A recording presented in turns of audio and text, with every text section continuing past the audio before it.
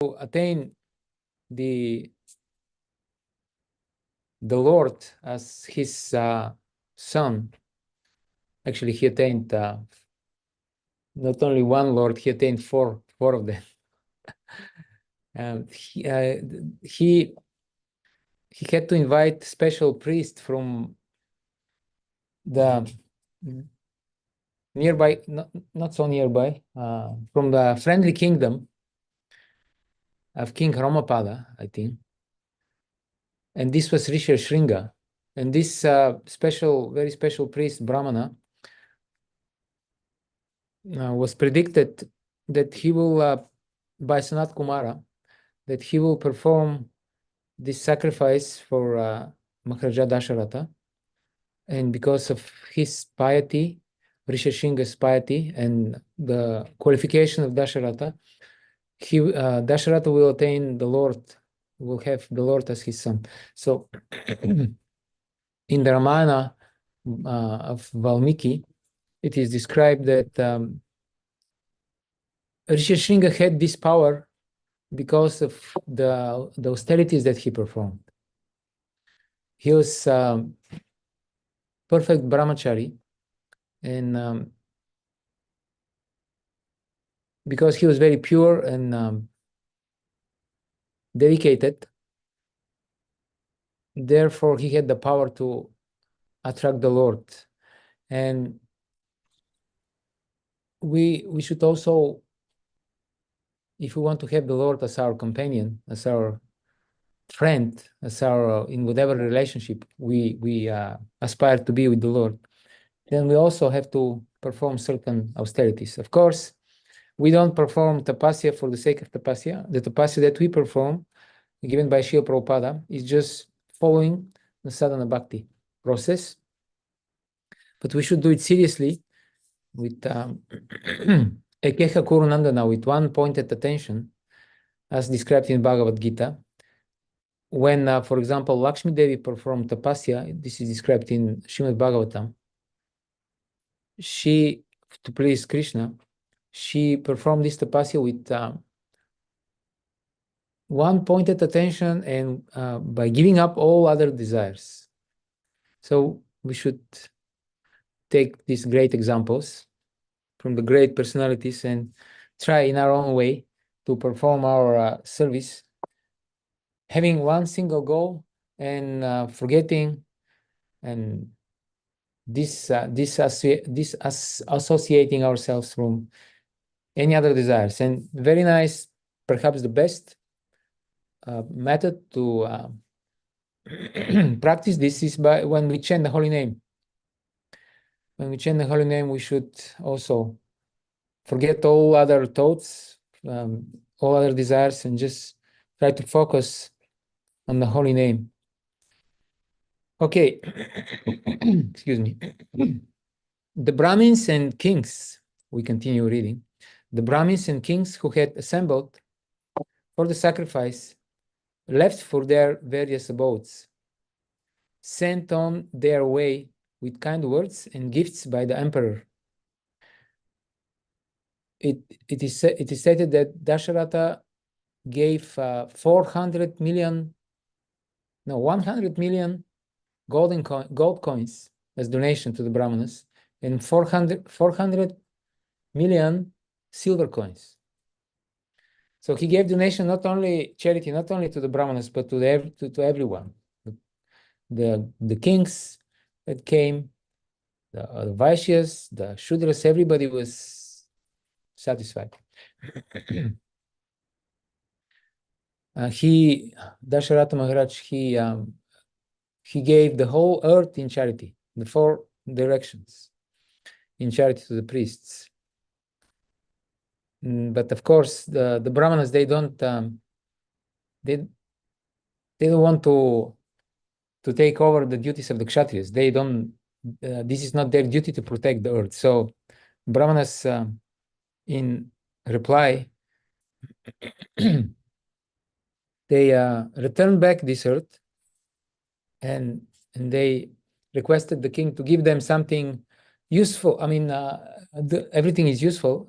Something that is more appropriate for their nature. So they asked for gold, for cows, like this, for clothes, and they were gratified by the emperor. So 4 seasons passed. Then, at the time when favorable stars were visible in the heavens, Kaushalya gave birth to a son named Rama. Though Rama was the lord of creation, Kaushalya saw him simply as her own dear child. She held him tight to her bosom, overwhelmed with motherly affection and unable to recognize his divinity. Coming out of the delivery room, Kaushalya shone brilliantly with that baby boy who had eyes like lotus petals. In the same way, Mother Yashoda, she was also overwhelmed by motherly affection, and Mother Yashoda was unable to recognize that her Krishna is the Supreme Personality of Godhead.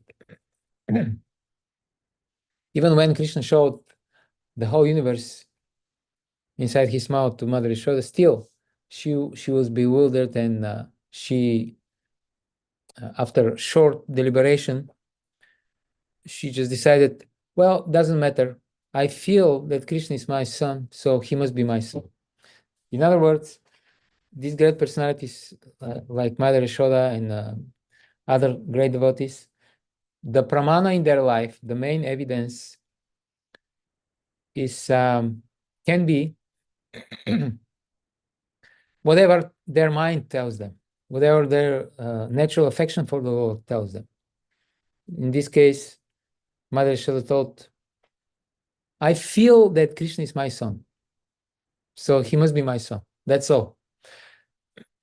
In our case, we cannot do that because still our minds are contaminated by material desires. So our mind, our emotions are not always our friends.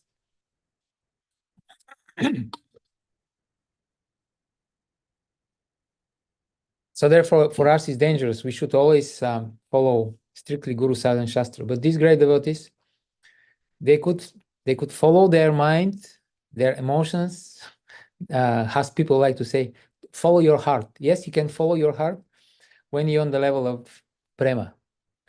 Before that, it is dangerous to follow your heart because you might be actually following, your heart might be contaminated. It is contaminated, actually. So a similar example is Maharaja Yudhishthira. When Arjuna won Draupadi, there was there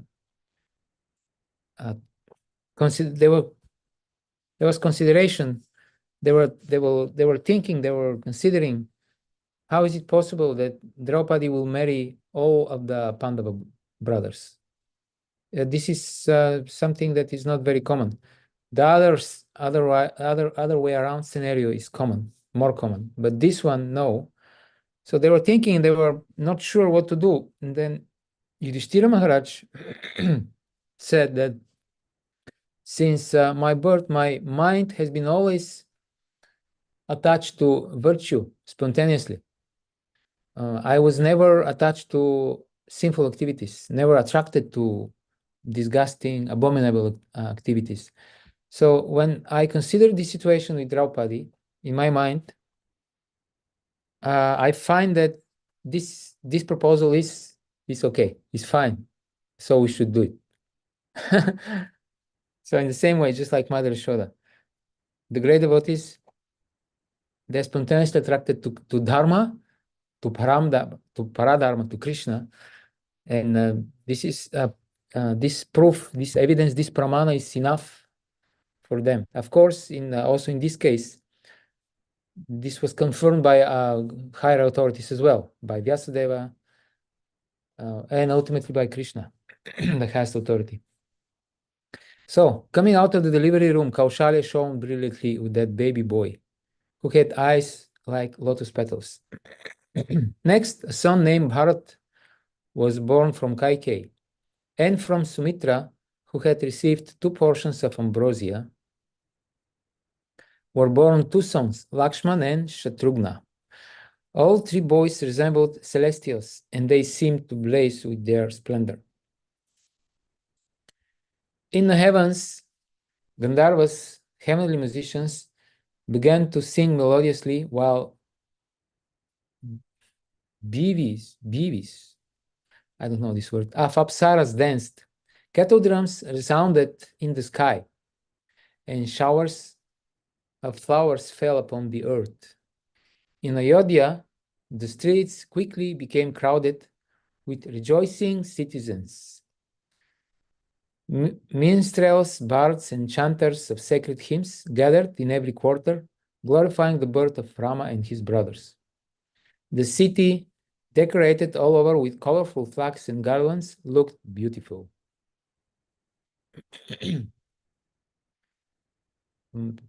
So we see how all the citizens were rejoicing. They were happy when the Lord appeared.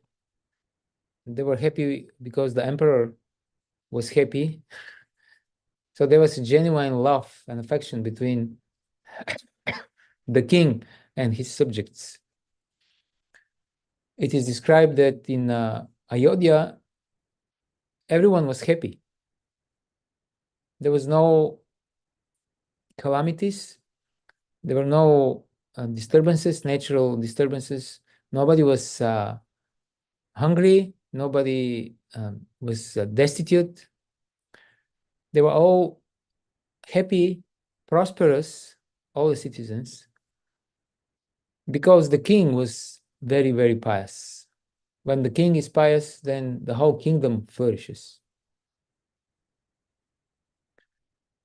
And when the king is impious, then there are consequences for the whole kingdom.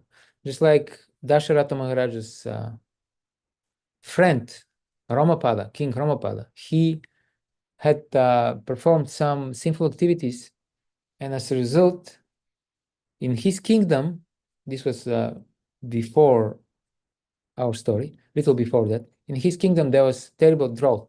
There was no rain for a long time. And then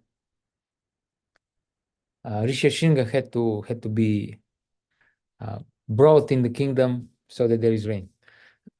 So where there are pious people, devotees, then there'll be prosperity. Therefore, Chanakya Pandit says that one should not stay in a place where there is no proper ruler, there are no brahmanas, there is no physician, like this, because this is a dangerous place. So we can consider what kind of place we're staying. Our rulers are not very pious usually, and so the only hope is to be very, very serious about our devotional service. King Dasharatha, overwhelmed with happiness, gave a large heap of shining jewels to the Brahmins and arranged for a feast to be distributed to his entire kingdom. Vasishtha joyfully performed the name-giving ceremony and all the other rites of passage for the brothers. See again here how charitable is the king. He arranged for a feast to his entire kingdom. That's amazing. When was the last time when our ruler, in wherever place we are residing, arranged a feast for the entire country?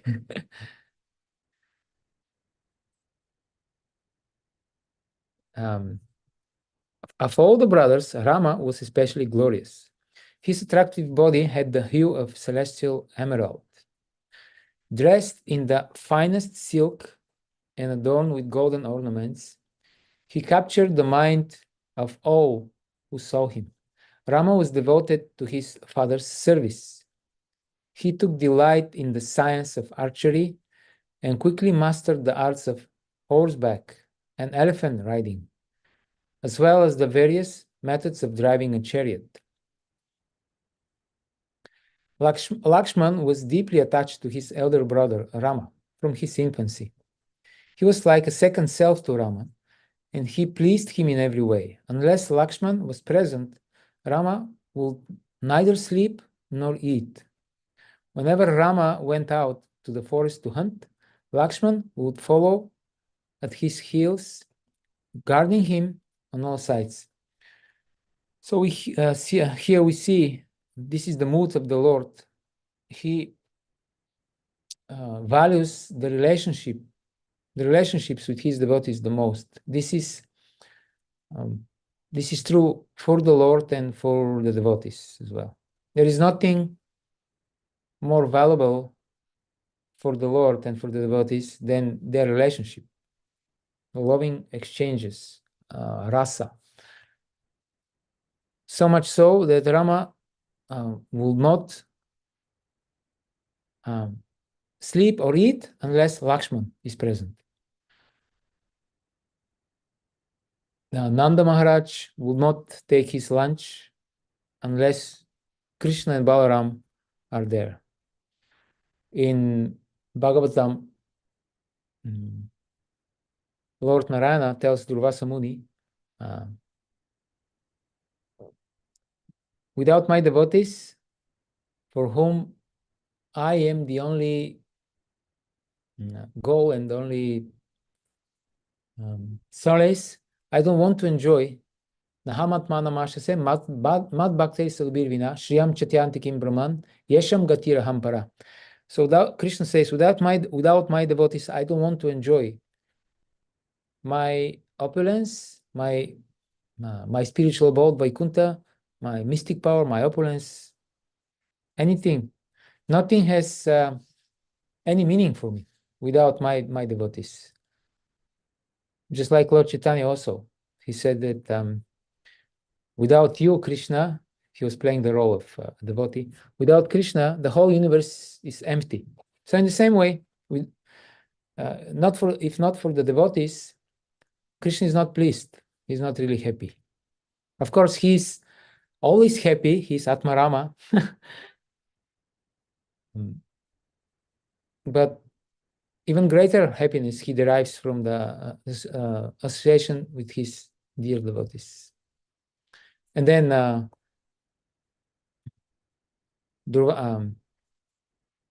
Narayana, Lord Krishna, he continues to speak to Durvasa Muni. He says, how can I be indifferent to them? Ye daragara putrapta pranam vitam imam param. Because of me, they have given up everything that is dear. Wife, children, home, friends, wealth. They have given up everything just to serve me. So how can I be indifferent to them? How can I not reciprocate? Krishna is bound by this pure devotional service. And Durvasa Muni, because he plays this role of a Jnani, he seems to, for a while, he seems to fail to understand what actually Krishna is telling him. And at one point, Durvasa asks a question, my dear Lord, okay, please tell me frankly, tell me decisively, who was right and who was wrong in this situation? He meant the conflict that he had with Ambarish Maharaj. Of course, Ambarish Maharaj didn't have problem with him, but Durvasa Muni had a problem with Ambarish Maharaj. So Durvasa asked, what is more important? The Brahmanas? I know you're very affectionate to the Brahmanas. You value the Brahmanas the most. And I'm a Brahmana. This was the hint. Who is more important, the Brahmanas or Ekadashi? Because the king decided that he has to follow Ekadashi at the expense of taking care of a Brahmana guest. This was Durvasa's implication there. So what is more important? You tell me, please. And then Krishna said, what is more important? I don't know. You please go and ask Maharaja Ambarish. He knows. Whatever he says, this is the conclusion. I'm not independent from my devotees. Whatever they say, whatever they want, I follow in their footsteps. So, and don't be ashamed that you, the great Brahmana, have to go and ask ordinary kshatriya about dharma, don't worry, don't be ashamed, don't be uncomfortable, because I also don't know. And I'm the Supreme Lord. I also don't know the answer of this question. So I also take shelter of my devotees. This is in the commentaries of Vishwanath Chakravarti Thakur. So much so, Krishna is dependent and controlled by the love of his devotees. Okay, so in the same way, here we see Rama and Lakshman. Lakshman plays the role of devotee. Rama is the Supreme Lord, but they enjoy their mutual loving relationship. Shatrughna was just as dear to Bharata, and these two brothers were also inseparable. So Rama and Lakshman and Bharata and Shatrughna. Dasharatha felt as pleased with his four sons as Brahma feels with the four gods presiding over the four quarters of the universe. Those princes were tigers among men, and yet they were modest, wise, far-sighted, and glorious in every way. They were attached to their studies and soon became well-versed in all aspects of kingship.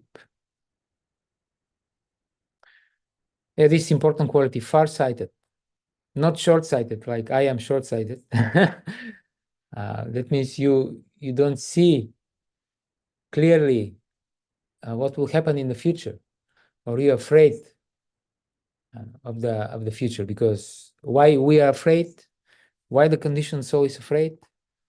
Bhayam dvitiya nibiniveshatasya tishat apetasya viparyo smriti. Because we think that we have a separate interest from the Lord, and we are afraid, always afraid, that our interest, our goal, which we consider separate from Krishna, will not be attained. And even if we attain it, then we will not be able to keep it. Therefore, we are afraid, because we see the world in the opposite way. In Bhagavatam, it is described that in the instructions of Kapila Muni to Devahuti, there the Lord says that we see the world in the mirror of our consciousness. The world reflects in our consciousness, and then when we see, he compares it with Srila Prabhupada in the purport compares this with looking at the surface of a lake or of a river, and then if the water is very clear and calm, then we can see the image, the reflection of the reality. We can see ourselves, we can see what is around, we can see Krishna clearly. But if our consciousness is polluted by material desires, then this is compared to muddy water, which is very unstable because of many waves. So we don't really cannot see clearly. The same way Lord Chaitanya gives a similar analogy.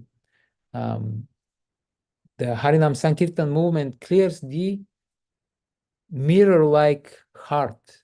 And then in this mirror, we can see ourselves and Krishna. We can see everything clearly. So far-sighted, the Lord is far-sighted.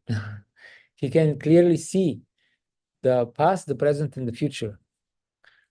And when we serve the Lord, Krishna will give us also this wonderful quality and all other qualities that we require. Modest, wise, far-sighted, and glorious in every way. All the prince's studies neared completion. As the prince's studies neared completion, the king began to think about their marriages.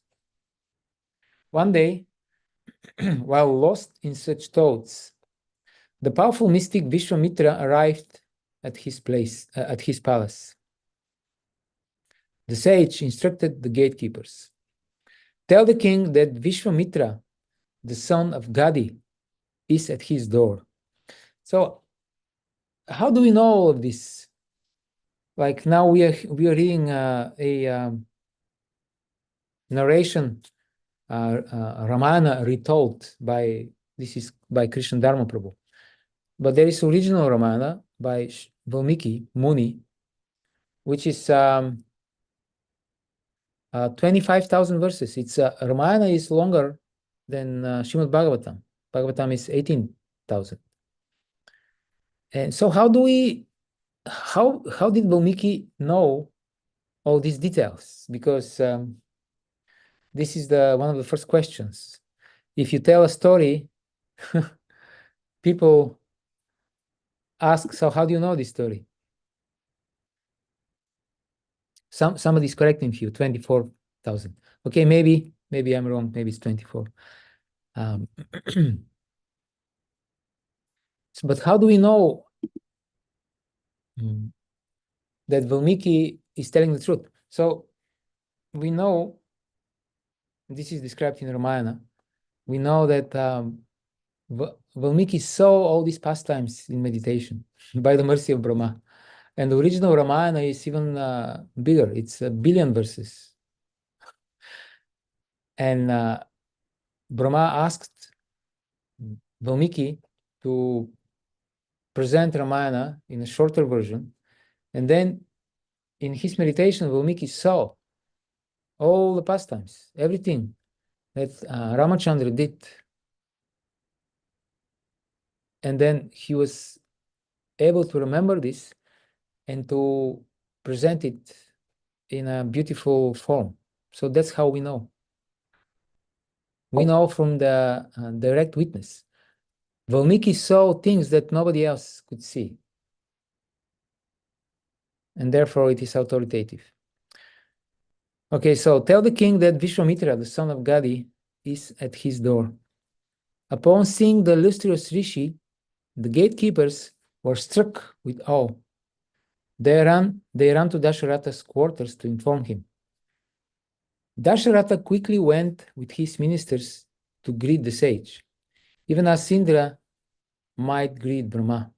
As soon as he saw Vishwamitra standing at his door, the king respectfully brought him in, sat him down, and personally washed his feet. Standing with folded palms before the sage, Dasharatha was thrilled with joy as he spoke. "I consider your arrival here to be as welcome as the obtaining of celestial nectar in one's own hands, as rainfall arrived in the desert, as the birth of a child to a childless couple, or as the recovery of lost treasure. What can I do for you today?" So here we are, because Ramayana is teaching Dharma in different aspects. Part of this Dharma is culture, proper culture. How do you welcome a guest at home? Especially in this case, it is not just anyone, it is a great sage, Vishwamitra. What do you do? Sri Prabhupada also describes this in his books, that we should offer nice place to sit.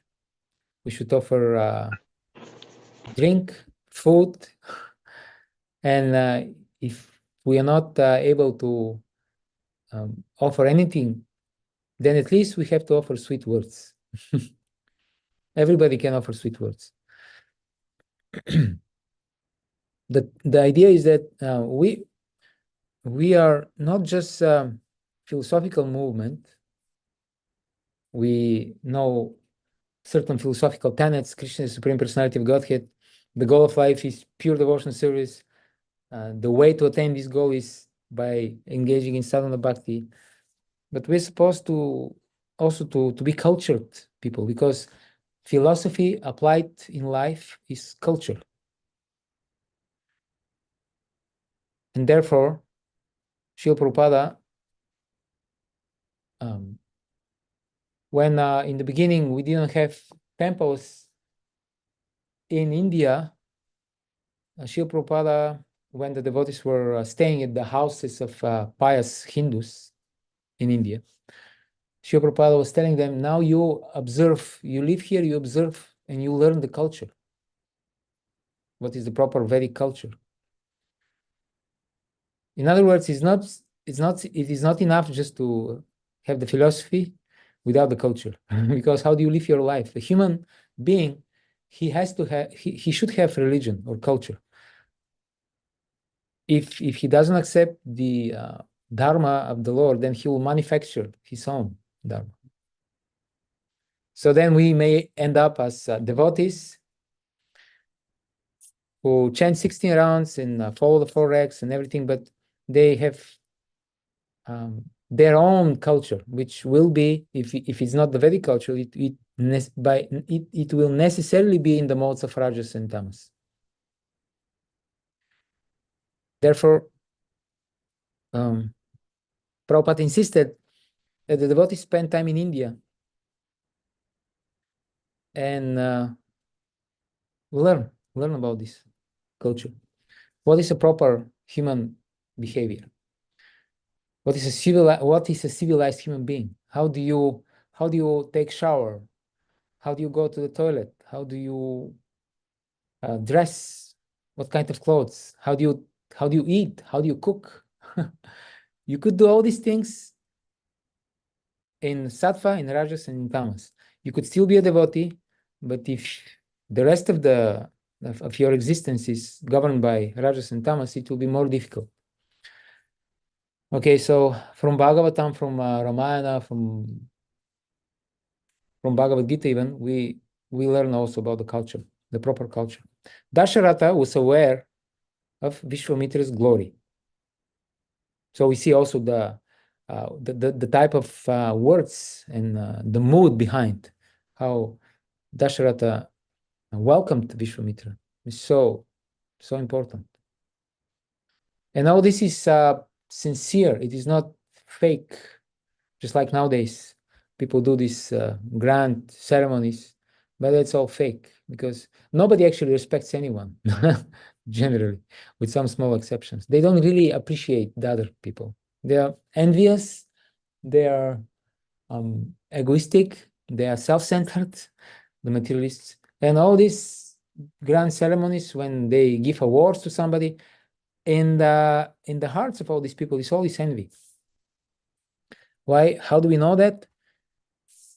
Because Bhagavatam says that unless you're a devotee of the Lord, you don't really have good qualities. And the devotees of the Lord, they have all the good qualities. Yasyasti bhakti bhagavati akinchana. Okay, Dasharatha was aware of Vishwamitra's glory. The sage was famous all over the world for his performance of difficult austerities and his virtuous behavior. He was also well known for his almost limitless powers. Once, by his own ascetic power, he had created an entire constellation of planets which still shone in the southern sky. The king felt honored to see him and wondered what had brought him to Ayodhya. Sitting at Vishwamitra's feet, Dasharatha continued to address him. So it's another interesting thing here. Here we're talking about Vishwamitra Muni. What do we usually remember when we hear the name Vishwamitra? What is the next name that we remember? Vishwamitra and Vasishta. Vasishta, okay, good. Because they had some pastime together. Okay, another name, Vishwamitra and Menaka. yeah. So Vishwamitra was performing tapasya, austerities. Then this girl came and he fell down. Then he picked himself up and he continued to perform tapasya. And then he's so glorious. He's in the pages of Ramayana. He's one of the greatest personalities of the universe. So the point here is that even if some devotee makes does a mistake, falls down, etc. Dasharatha, when he saw Vishwamitra, he didn't say, "Oh, please leave. You're fallen." We all know the story of Manaka. You have fallen. You have fallen beyond repair, my dear sage, or you're not even a sage. The fact that you have fallen proves that you have never been a devotee. You have never been a great sage. This is the proof. You have fallen down. So please leave. He didn't say that. Why? Because he had, first of all, he had culture, and second, Dasharatha had a clear vision. That's what we spoke about, far-sighted. He had clear spiritual vision, and he followed what Krishna says in Bhagavad Gita. Apichet suduracharo bhajatamamana bhak. So if some devotee does a mistake, makes a mistake, we should not condemn him like the Christians like to do. Eternal damnation in hell. You can never be forgiven. You'll never be forgiven. You can never be restored. You have to suffer for the rest of eternity somewhere in some hell alone. We'll never accept you back. Somehow or other, we were not devotees, in this lifetime all the time, and we became devotees usually. That's how it goes. At one point, we became devotees. Before that, we performed many, many sinful activities. I'm talking general scenario here. There are many exceptions. And then when we become devotees, somehow we are absolved of all this, right? Okay, whatever happened, happened. Now I'm devotee. But if a devotee, while he's a devotee, then if he falls down and does a mistake, even once, then somehow the general tendency is, that's it. So somehow, before he ate cows, he performed so many things, he became a devotee, this is forgiven. But if as a devotee he does a mistake, then this is very difficult to forgive. And I have seen in my own life, like 20, 25 years later, devotee did some mistake, and he continues to chant the holy name after this. He never stopped chanting, he never stopped doing service. And people still cannot get over this. They're just still, he's stigmatized forever. This is not our philosophy. This is Judeo-Christianic tradition. This is what they do.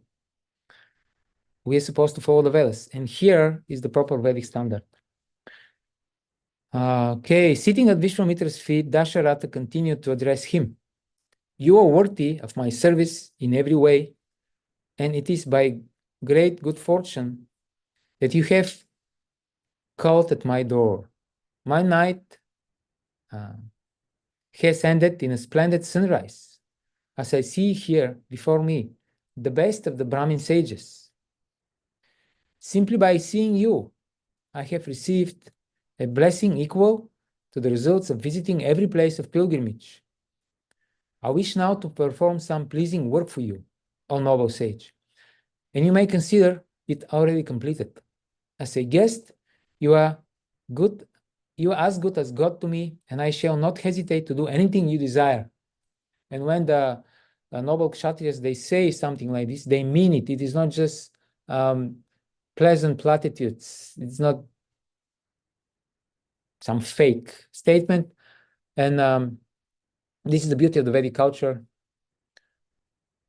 Even demonic people like Karna, for example, he did not hesitate to give charity to the so-called Brahmana who appeared in front of him, dressed as Brahmana, but this was actually was this Indra?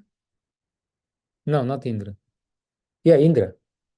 Indra appeared in front of him, dressed as Brahmana, and then he asked for Karna's natural armor, and Karna, he is a follower of the Vedic culture. He personally cut this armor from his body because it was part of his body. And then Mahabharata explains how both the demigods and the demons, they were so pleased. They were showering flowers on Karna for this. So we see even the demons, just like Jarasandha, Krishna Krishna, Bhima, and Arjuna came to Jarasandha's capital because they wanted to avoid a bloodshed. And they decided that they will challenge, one of them will challenge Jarasandha to a single combat. And Jarasandha, because they were dressed as Brahmanas, Jarasandha followed the culture and he agreed. He even treated them very well because they fought for many days, Jarasandha and Bhima. And Srila Prabhupada in Krishna book describes how they were fighting like arch enemies, like sworn enemies during the day. And at night, when the battle was over, because in a civilized countries, civilized people, they also follow certain rules of combat. The fight begins at sunrise and ends at sunset. And it's performed, the whole battle theater is in a separate place where innocent people, women, children, old people, they won't be affected. So all this, there are certain rules that the civilized men follow, not nowadays. And then the king has to be in front of the army, etc. So during the day they were fighting, and at night Jarasandha would entertain his guests. Prabhupada writes, just like they were like best friends. It was every evening there was entertainment, there was feasting. Anyway, so this is type of culture that we offered here, and we encouraged to try to emulate. Addressed in such a delightful way, Vishwamitra felt joy as he replied to Dasharatha. Your speech has pleased me in every way, O tiger among kings. You are descended from proud ancestry and have been instructed by the godlike sage Vasishta. Make a firm resolve to satisfy my desire and prove true to your promise, O virtuous one. Vishwamitra had walked for 3 days without eating or sleeping, his mind fixed on his purpose. His body was lean and powerful, golden colored and covered by a black deerskin. He held in his hands a staff and a water pot, his only possessions. He had come to ask something from Dasharatha, which he knew will be hard for the king to grant. The sage gazed steadfastly into Dasharatha's eyes, and as he spoke, I stand here this very day, consecrated for a sacrifice. However, 2 powerful Rakshasa demons, named Maricha and Subahu, constantly impede its performance. These demons are avowed enemies of both gods and humans. They are capable of wrangling the sky and assuming any form they like. Every time my sacrifice is close to completion, these Rakshasas appear overhead and drop down volumes of flesh and blood, ruining it entirely. Thwarted in my attempts, I have left that sacrifice, being dispirited, having accomplished nothing other than exertion. Dasharatha listened intently as the sage spoke. He knew that Vishwamitra would not have come to him, the emperor of the earth, unless there was some difficult task at hand. The Rakshasas were dangerous beings who hated sages. The king knew they had been increasingly disruptive, and this was now confirmed by Vishwamitra. Although capable of destroying those Rakshasas with a curse, O king, I will not do so. As a condition of my sacrifice is that I don't give way to anger. My mind must remain steady and controlled. Nor is it the sacred duty of Brahmins to attack an enemy. This is always the duty of kings and warriors. Please, therefore, give me your eldest and most heroic son, Rama. Although a youth, Rama is possessed of true prowess and is more than a match for any Rakshasa. So here we see another important aspect is that the Brahmanas are on the top of the hierarchy in the Vedic culture, but they have their own duties to perform, so they are not eager to perform the duties of other Varnas, like in this case. The sacred duty of the Brahmanas is not to attack an enemy. This is the duty of the Kshatriya. The Kshatriyas are the rulers, they're the managers. The Brahmanas may give an advice, and they should give an advice, but it is the king who will take the decision. The Brahmanas will not rule the kingdom on their own. We see this also in the story of Maharaja Vena. When the Brahmanas killed him, they did not enthrone one of them on the throne. They produced a son from the dead body of King Vena and then enthroned Prithu Maharaj. So there is this, just like in the Western culture, they have separation of the powers. You have legislative, you have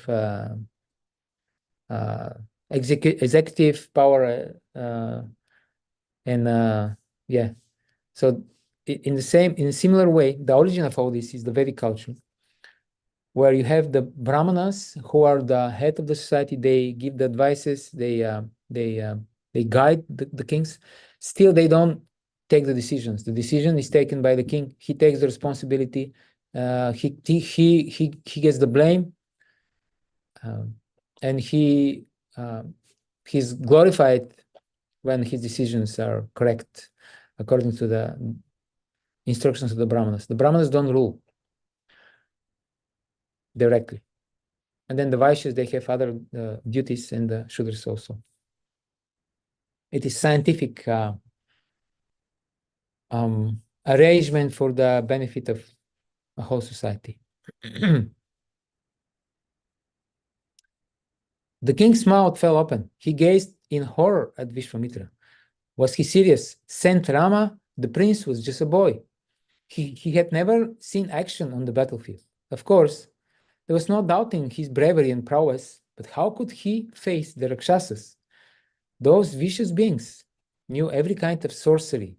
They could contend with even the gods. What chance will the youth like Rama stand against them? Seeing the king's reaction, Vishwamitra tried to reassure him. You need entertain no fear on Rama's account. So here we see a consideration from Vishwamitra's side. He's very gentle and considerate and tactful with the king. He sees the reaction. The king didn't say anything, but Vishwamitra sees the reaction, and he takes steps to reassure the king that there is nothing to fear. He doesn't just come and being puffed up just demands, you give me your son. No, everything is very civilized. People take care. They're considerate. They're civilized. Okay, you need entertain no fear on Rama's account. Accompanied by me, he will proceed safely to the sacrificial arena. Immediately upon encountering those Rakshasas, who are overly proud of their strength, I'm sure he will quickly dispatch them. Therefore, release Rama and let him remain with me for a period of but 10 days. Do not allow your parental affection to prevail. Here now the sage delivers the medicine. He describes the problem and he explains what is to be done. Do not allow your parental affection to prevail. I shall confer about Rama boons by which he will attain fame in all the worlds. I will then return him unarmed, O king. you should not have any doubt. If you remember in the beginning of this scene, Dasharatha was thinking about the marriage, and now, as a result of him following the desire of Vishwamitra, there will be, at the end of this pastime, there will be the marriage, the Svayamvara of Sita Devi, and everything will be auspicious, and the king will attain his goal. Just that the way by which the goal is attained, it will be a little different from what he perhaps have imagined. Okay, we'll stop here because there is a Bhakti Shastri course in just in few minutes. So thank you very much. Shri Ramachandra Bhagavan ki jai. Ram Navami Maha Mahotsava ki jai. Srila Prabhupada ki jai. Nitai Gaur Premanande Hari Hari Bol. Thank you very much, Pandava Prabhu, for Thank you. explaining with very detailed, giving examples. So we are very grateful for your association time. Let's see if there are any questions. Pick one question. Yes. Anyone have? Sundar Prabhu, you have a question? Yes, Prabhuji. So, the Pandava Prabhuji, you had explained, Dhanavad Pranam. So, Prabhuji, you had explaining that when the Durvasa Rishi was asked the question to the Lordship, and what was the answer, that part is not complete. So, can you please answer that question? That who is great, like Brahmanas or Well, the answer is that to the question was that this is not the question. It is not a question of technical details. Who is superior? Which letter of the law is more important? Is Dharma Shastra more important than Artha Shastra, etc.? It's not a matter of that. It is a matter of relationship between Krishna and the devotee. It's a matter of heart. This is what Narayana was explaining to Durvasa Muni, and finally he got it. Finally he understood. And at one point we will all understand that it doesn't matter the detail. Krishna, in his own dealings with his devotees, he broke his own vow not to take a weapon at hand. It's not a matter. we see in the Mahabharata, Yeah. So the answer is that that's not the important question. It's Krishna took the conversation on a the highest level, and Durvasa Muni at the end he understood, and therefore at the end of this pastime we see how he goes to his own friends in the planets of the great sages, and there he glorifies the devotees of the Lord in the pure devotion service, because he understood this is something higher than what we are doing here.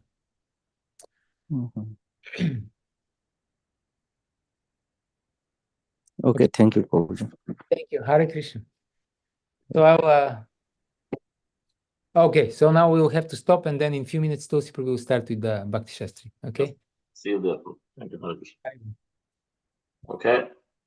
Quick announcements. Please join for Sunday Feast program today evening, 5:30 to 9 p.m.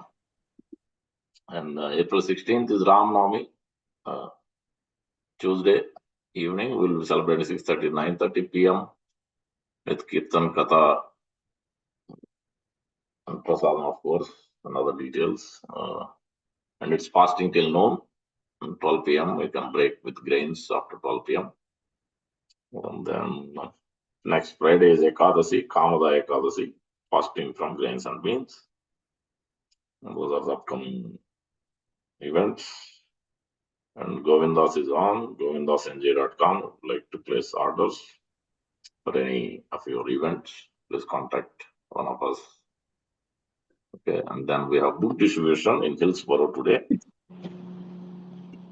can join. Prabhu, fasting till noon on Ram Navami or Sunset. Yes. Sunset? Till sunset, Prabhuji. That's Not what I. No. See, the consideration is if the Lord Ramachandra's deity is installed, then you can do till evening. But We have general till sunset, fasting till sunset, is it? Okay. Because based on the BBT calendar in is it? North America. Yeah. Because last year or before year that was not the case. Okay. Okay, fasting till sunset. Yeah. Okay. Any other questions? Then Prabhu, we'll, sunset or moonrise? Because some say it is Sunset. moonrise. and then after, Moonrise is for Gaur Punim. Yeah. Hare Krishna Prabhuji, then we'll have Ekadashi Prasadam after the sunset? No, regular prasadam. Regular? Okay. Hare Krishna.